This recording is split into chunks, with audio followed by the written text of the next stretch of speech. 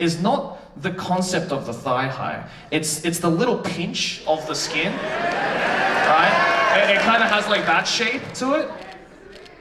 Godlike. It's...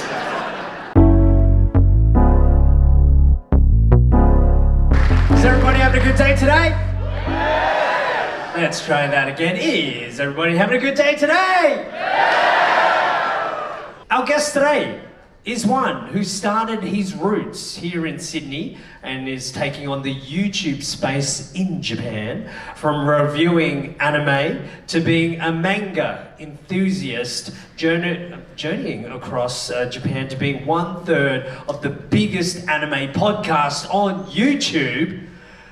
We welcome him back onto Home Soil here at Smash 2022. He's a local figure. Please give it up for the one and only Joey, the Anime Man!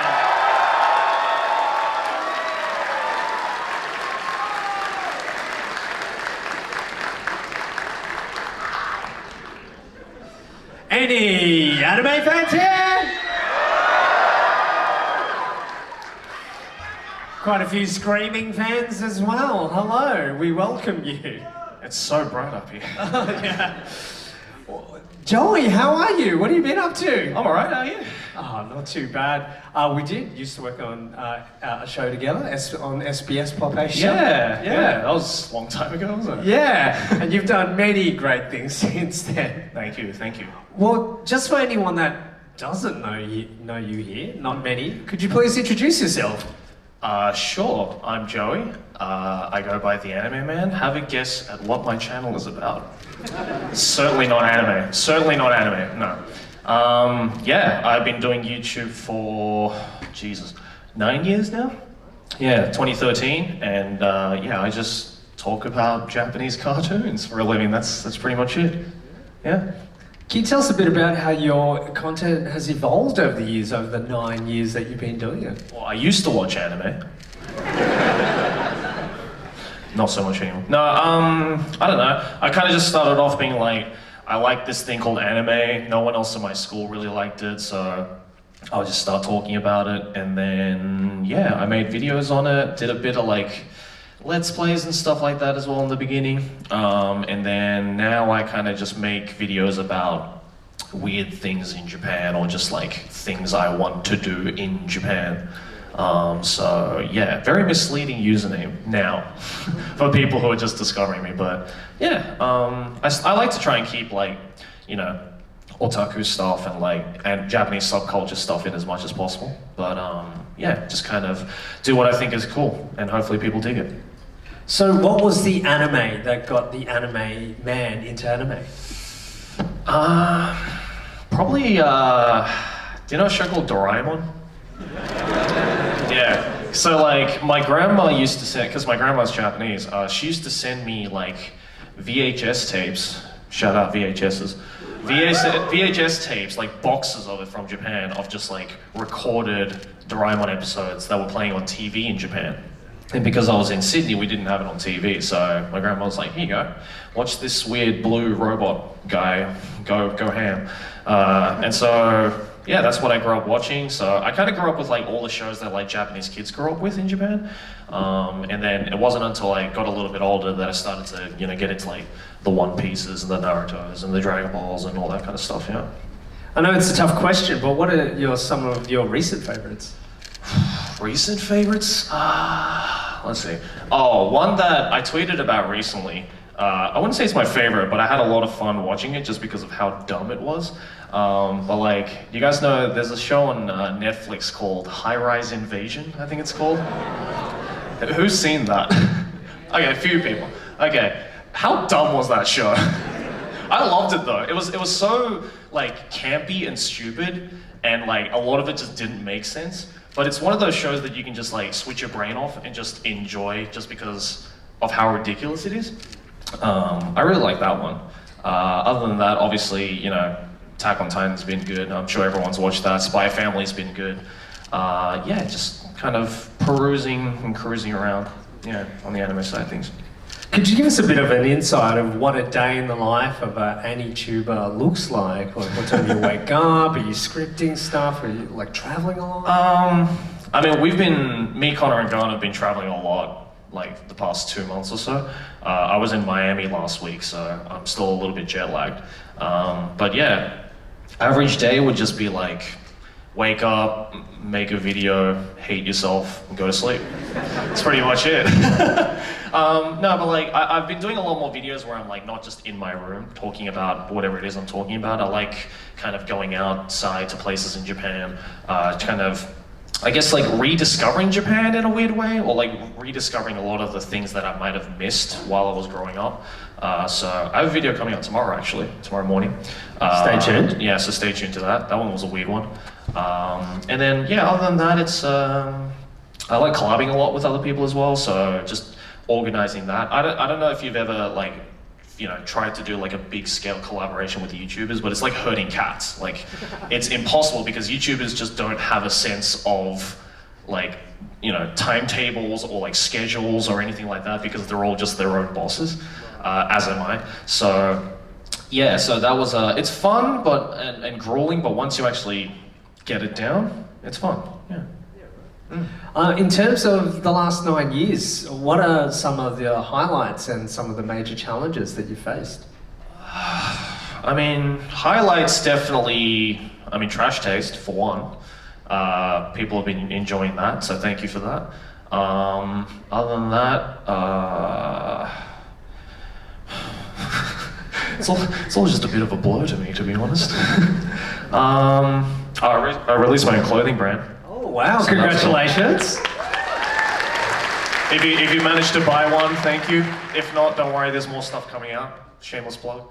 Yeah, and then I don't know, just doing a lot of like big scale, I guess, projects and stuff like that has been like a really nice pastime, and just like a lot of like side projects off YouTube I've been doing a lot of. Yeah, just like living in Japan has been fun. Yeah, that's been great. I think that's every weeb's dream, so yeah. Now, Joey, a segment that you're quite well known for, it's called Let's Fight series. I don't know if anyone's heard of that. Could you quickly give a refresher to people that don't know what it is first? Yeah, so do you guys know the YouTube channel Needle Drop? Like the music reviewer guy? I basically stole it off him. Alright, it's not anyone's secret. But it's basically a segment, as the name suggests, where I ask the audience, or Twitter for the most part, to give me like hot takes on anime or whatever it is I'm asking them about.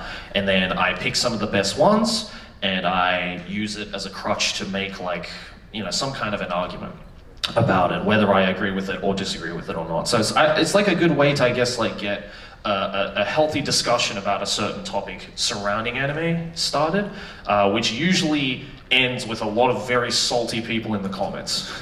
So that's fun. Last time I was in Smash in 2019, I also did a Let's Fight on stage. Doing it live is 100 times scarier because you guys can actually fight back in real time. You know, it's easy in a YouTube video. I can say whatever the hell I want, and you know, you guys just leave an angry comment, that's it. But it's a lot different when it's in person. It's like dealing with a heckler in real life, you know. But it's fun, yeah, so I guess, is that what we're doing today? And speaking of that, we're going to do that right now. I guess that's what we're doing today, great.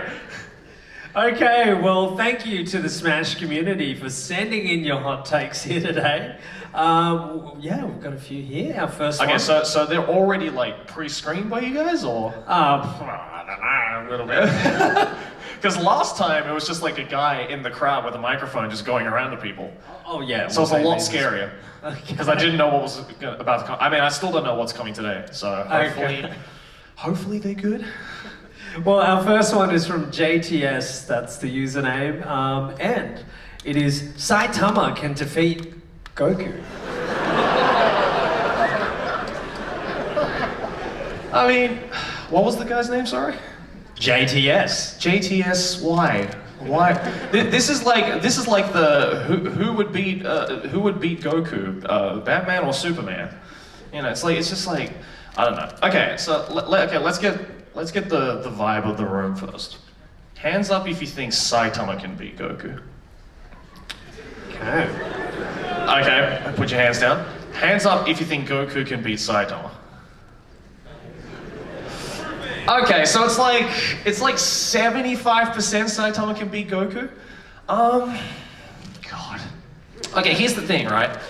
You'd think Saitama can beat Goku on just looking at it from a surface level, because you know he's one punch man, right? Like he can defeat everything in one punch. But you have to remember, Goku physically cannot die. Like, how many times has that guy died in the show and come back to life? Like 5 times, 4 times at least. So it's just going to end up being an immovable object versus an unstoppable force. It's like the laws of physics are going to be broken. So really, whenever you ask an anime fan this question, and whatever their answer tends to be, it's not so much an idea of like physically who would win. It's more so, which show do I like better? One Punch Man or Dragon Ball? And I can see from the most part there are more One Punch Man fans in this room than Dragon Ball fans. I don't know, what do you think? I'll probably go. I'm throwing it to you now. I'm putting all the pressure off myself. Well, what do you guys think? Let's shout all at the same time. 3, 2, 1. I agree. I agree with everyone in this room, yes. Thank you, Joey. We'll move on to our next user, Hakuru15. Thank you. The prompt is preference on thigh highs or half-arm sleeves.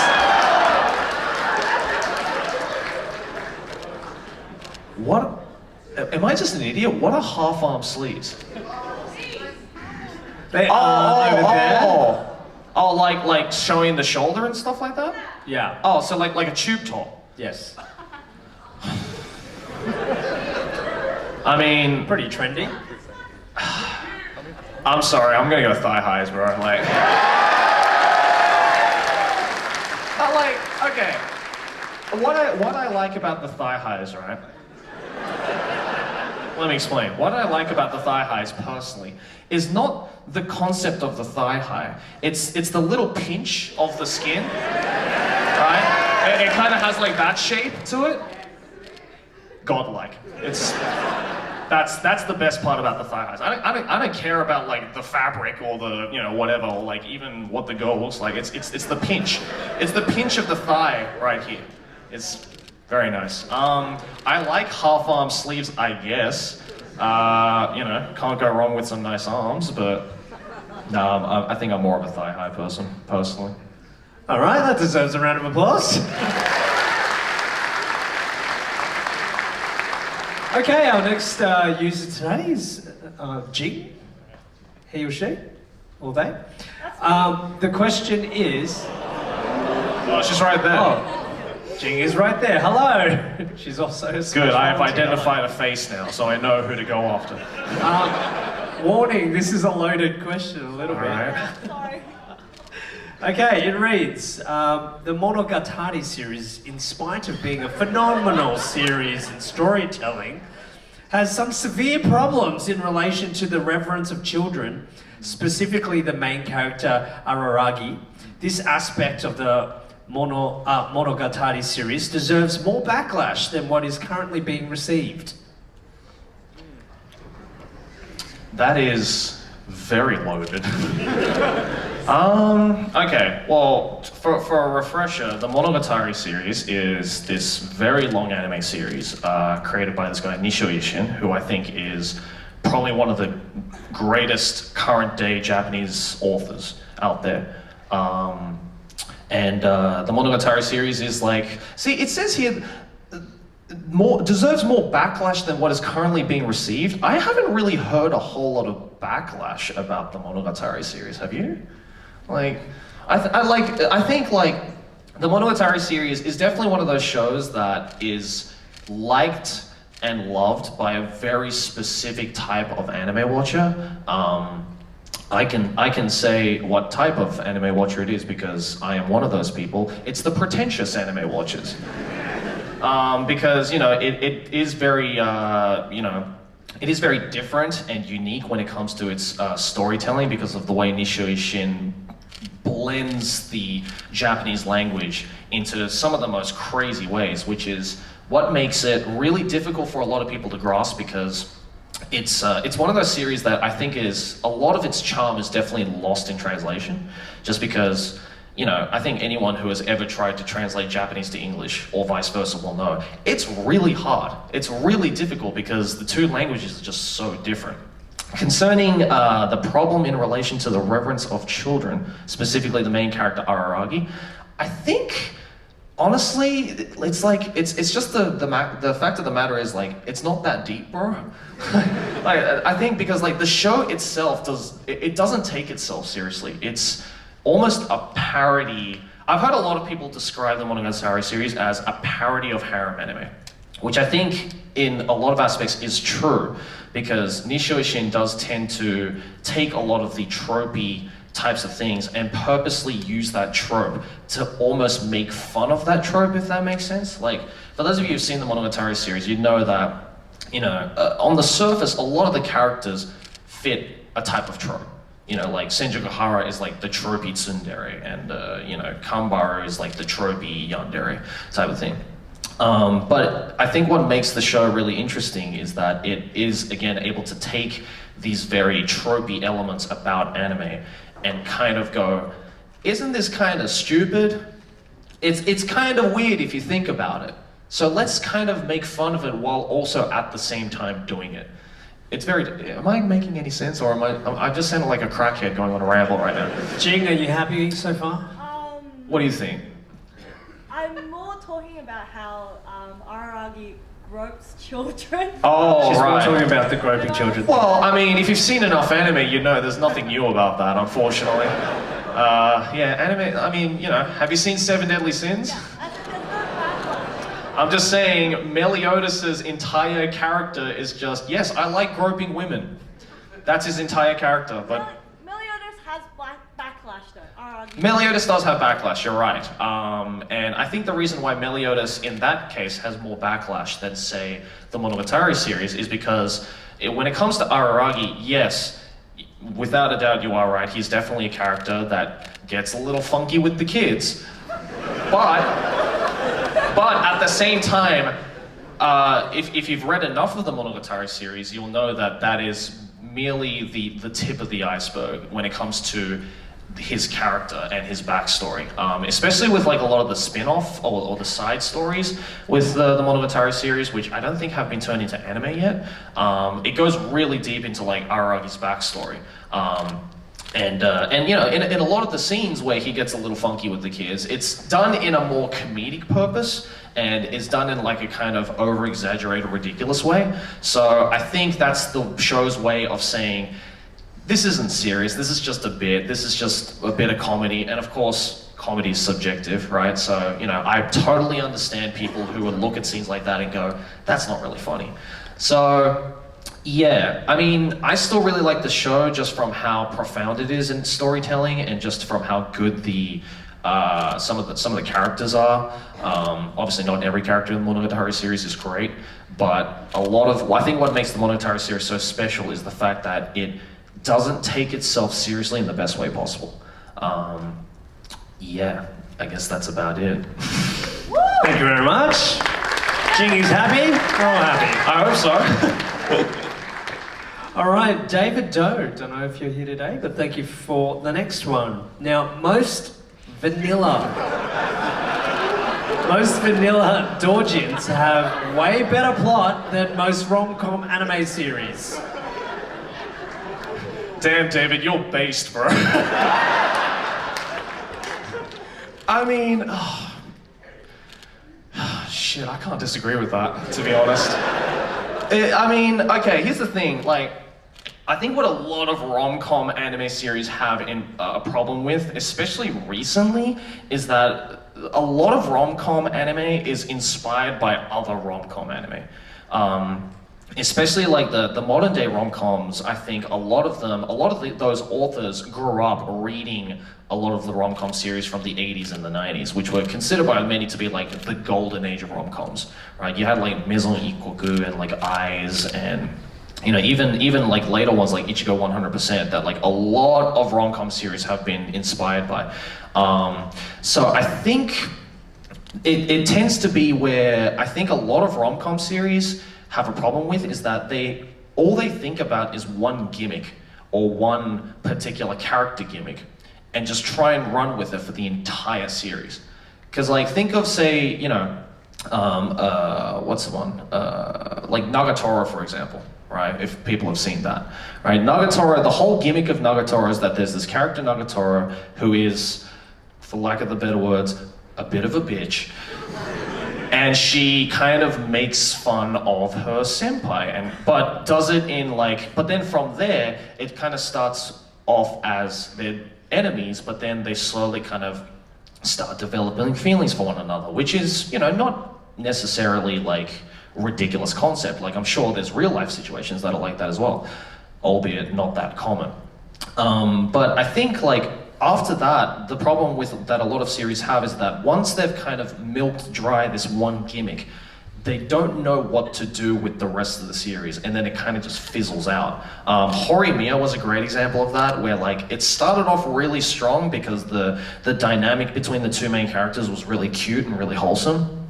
But if you guys have seen or read Horimiya, the manga, you know that after around like volume 7, it just gets to the point where it's like, all right, yeah, we get it. Yeah, okay, yeah, you're being cute again for another whole volume. Can we actually get like some kind of development, please? Some kind of different aspect of the story. And that's not to say that there aren't series, modern day series, that have done that the right way. Like Komi-san, for example, I think is a great example of that done right, where it started off as Komi-san is a character that can't communicate, as the name suggests, and she has mad social anxiety. But then manga readers are more than happy to remind everyone of the fact that there's actually an interesting romantic dynamic that gets developed because of that. So when it comes to vanilla doujins, however, I would say that yes, a lot of them do have better plots. One, because they're usually shorter, so they just have to get to the point immediately. And two, because a lot of people who read vanilla doujins are probably just like, have read enough rom-coms where they're just like, okay, yeah, so they got in a relationship, but I want to see what happens afterwards. Which, you know, there are a couple of rom-com series that have actually shown the afterwards, albeit not in like a, oh god, I can't show this to my children type of way, right? Like Eyes, for example, is great because it actually shows what happens after they get in a relationship, but done in like a very tasteful way, right? So I think, yeah, I guess in terms of that, yeah, vanilla doujins probably have better plot than most rom-com anime. I'd say modern rom-com anime, but in saying that, I wouldn't necessarily start with vanilla doujins if I were you. Yeah. Thank you very much. No worries. A round of applause for that one. And thank you, David, for that. Next user, his name is Pat. Just Pat. Pat is asking, it's quite controversial actually, durian and durian flavoured food is amazing and smells good. Pat is definitely Southeast Asian, that's for sure. Honestly, I agree. Okay, I agree with that. I think I had durian on stream, on that After Dark stream, if you guys saw it. And I loved it. I think durian tastes great. The fruit, I mean. Smelling good? I wouldn't necessarily say the smell of feces smells good. Because that is kind of what it smells like. But it's like, when you eat it, it's like beyond the smell. It's like, there's a reason why they call, I finally understood after I tried durian for the first time, why they call durian the king of fruit. Because it literally does taste like you took every single fruit and just mashed it into one fruit. Because like the more you eat it, the more fruits you start to taste. Like at first, like it kind of has like a banana taste, and then it has like a rock melon taste, and then it has like a mango taste, and it's like you know Willy Wonka, the candy that just like keeps changing flavor. That's kind of what it tastes like. Yeah, it's good. I don't blame people who say that they can't eat it because yeah, it does kind of smell like doo doo. But you know, if you've never, who likes durian here? Oh wow, that's surprising. Okay, pretty much everyone. Yeah, that's way more people than I thought it was going to be. Yeah, if you've never tried it, I would suggest you just give it a go. If you don't like it, you never have to eat it again. It's fine. There's another Southeast Asian just waiting in line, probably waiting to finish that off for you, right? So, yeah, but it's good though. Do you like durian? I don't, but that was a really good analogy in terms of eating it and feeling all these different fruits. Yeah. I think if I gave it a second go having that in mind, I'll probably like it. Maybe. There's definitely way worse foods out there that I've had on camera, so yeah, it ain't that bad. Thank you, Joey. Well, we've got 2 more to go. Yeah, let's give him a round of applause for that. There's a water there if you need it as well. All good. Okay, Ifun is our next user. Jujutsu Kaisen is not a good series. It may look good and the fight scene's well animated, but the plot and characters are just a copy and paste of every popular Shonen Jump, not just Naruto. I swear I didn't write this one. Okay, so I hope everyone is aware of the meme surrounding this, of me saying that I think Jujutsu Kaisen is okay, right? However, okay, but in the case with what's their name? Ethan? Ifun. Ifun. In the case with Ifun's take here, I would like to disagree with that because I think Jujutsu Kaisen is a perfectly good show. Because I think when I say Jujutsu Kaisen is okay, I'm not saying that in like a sarcastic way. I do actually think it is a good series, but I do think it's not the greatest thing to happen to modern anime necessarily. The fight scenes and the choreography are incredible, look great, all the characters look fantastic as well. The plot and characters are just a copy-paste of every popular Shonen Jump, not just Naruto. I don't know what parts of Naruto Jujutsu Kaisen has copied necessarily. I honestly, if we were to put that analogy of it's a copy and paste of every popular Shonen Jump, I would like to give an opposing hot take to this, if I may. I think Jujutsu Kaisen is the modern day Bleach, in the sense that, because think about it, Jujutsu Kaisen, the characters look awesome, the fight choreography is great, the villains are some of the best parts of the show, and everyone looks swag. Everyone looks awesome. They have the drip, right? Think back now, cast your mind back to 10, 15 years ago when Bleach first came out. All the same things.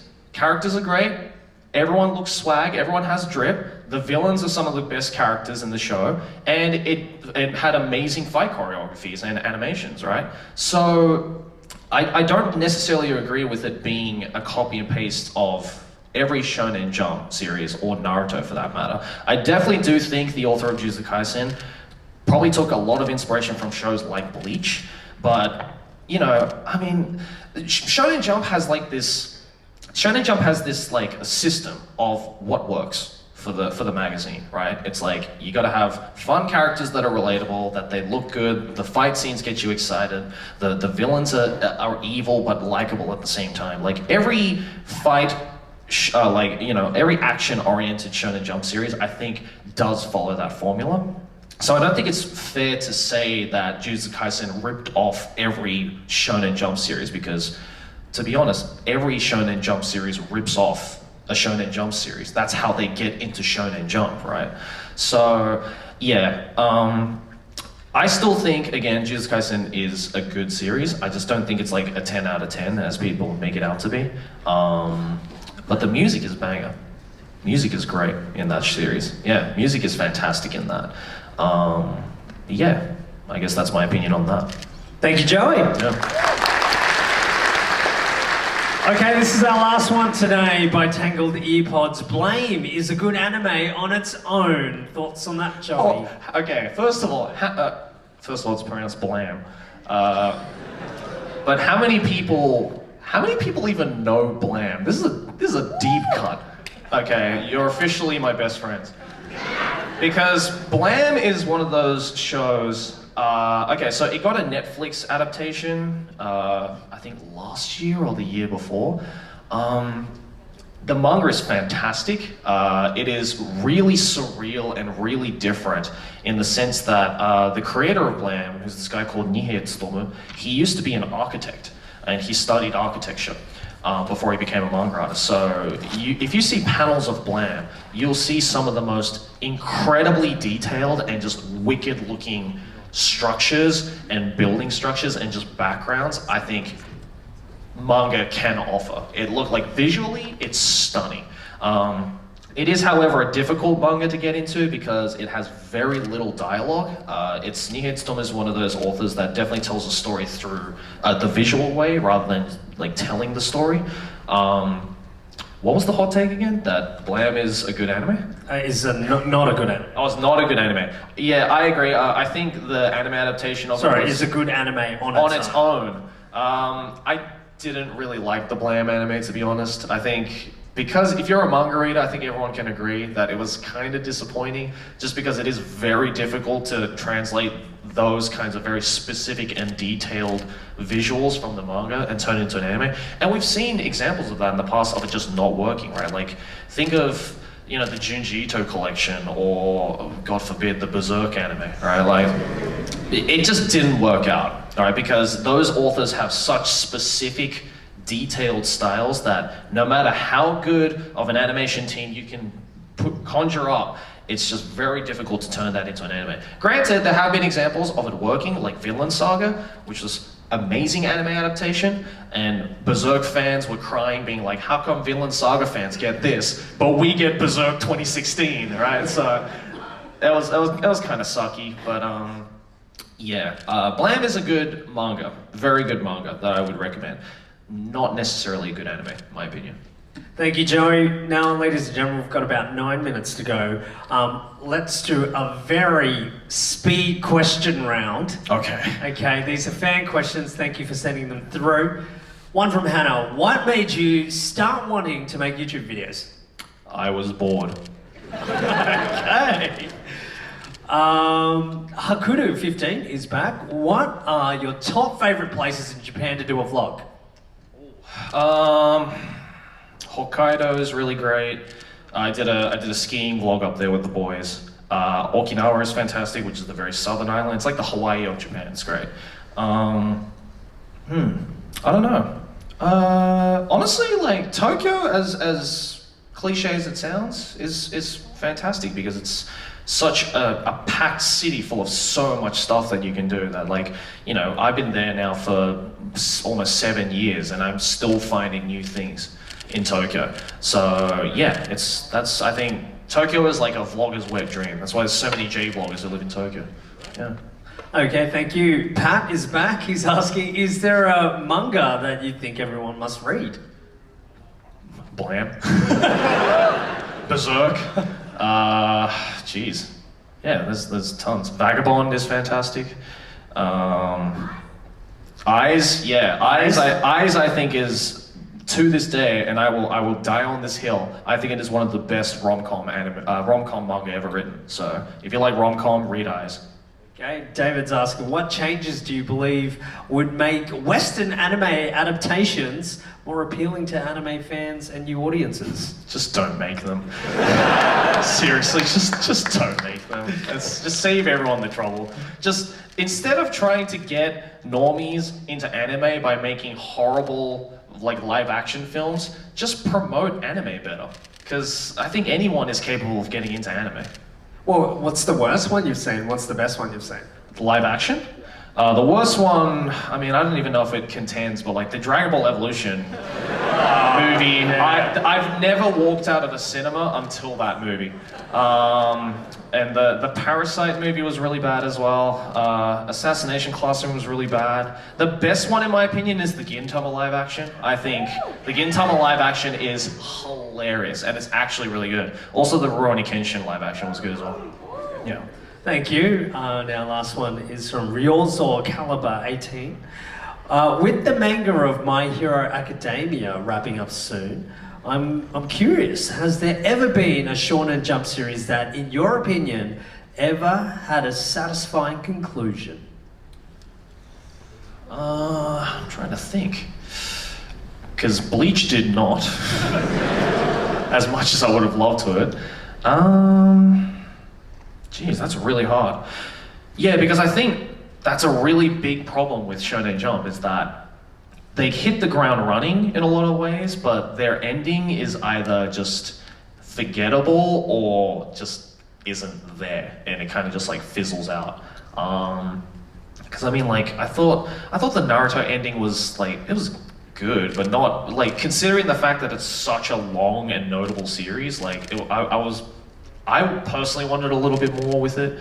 I mean, Bleach just got shafted, unfortunately, which was a problem.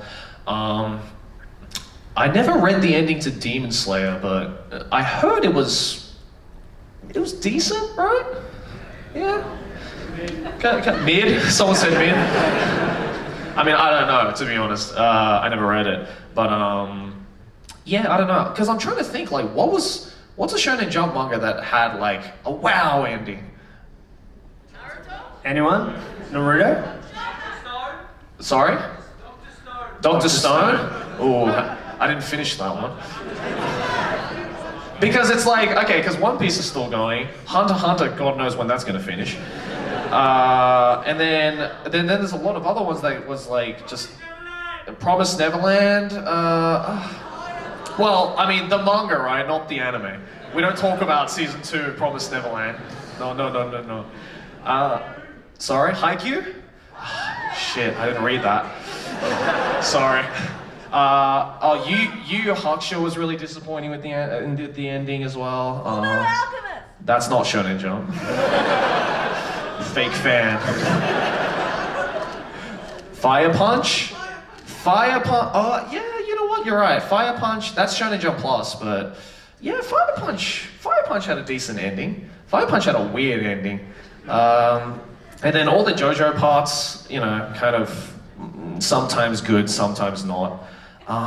Yeah, I don't know. I literally can't think of a Shonen Jump like series where the ending was like, actually no, I just remembered. The Slam Dunk ending is incredible. Like if you guys, I mean that's one of my favorite sports manga, period.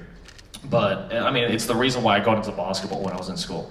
But like that ending, the final chapter of Slam Dunk, what's so genius about it? All right, let me sell you on the ending of Slam Dunk, okay? Without spoiling it. The entire chapter has no dialogue.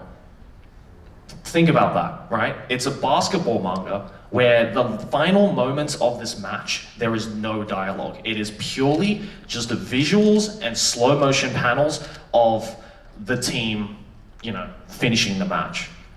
And it's so, first of all, like, it's artistically beautiful. Some of the most awesome looking sports panel to ever come out of manga, in my opinion. But it's also just like, it's really good because it kind of leaves some room for putting your own, I guess, like spin on it, I guess. Like you can kind of just imagine what these characters are thinking and imagining what these characters are feeling during these final moments of a match. And it's so gripping and so enthralling because you know that this is the one match that, you know, the entire series is building up towards, right? And this is a long series, this is like 30 plus volumes, right?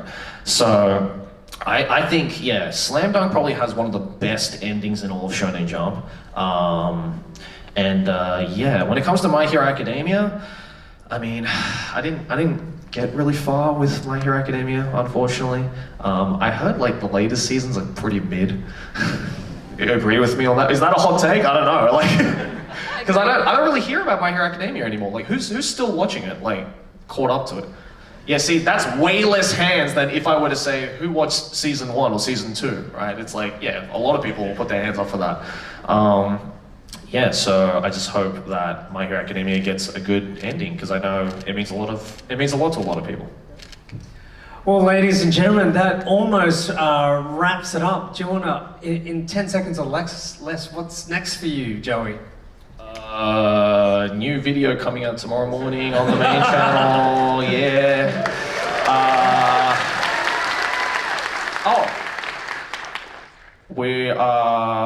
I mean, obviously Nonsense is coming out with some more stuff this month, so if you missed out on the first drop, don't worry, there's a lot more to come for that. And we have the we have a panel later in the Later. afternoon, I think. 4:30. 4:30, so hopefully you guys come up to that. And I really want to eat an Oporto before I leave. Okay. Noted missed for that. Smash Crew. Yeah, I missed Try and that. get you a Porto. I need to smash in a Portos before I leave. Yeah. Just before we go and people leave, hands in the air, everyone. We're going to get a quick selfie. Come on sick. over here. All right. Smiling, everyone. 3, 2, 1, cheese.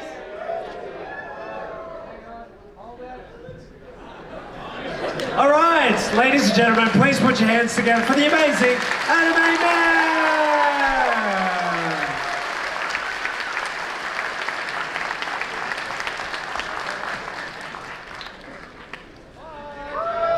Thank you very much again, guys. Now it's time to clear. Wish you guys the best of weekends and hopefully see you a bit later. On behalf of the crew, my name's Andy True. I'll catch you a bit later.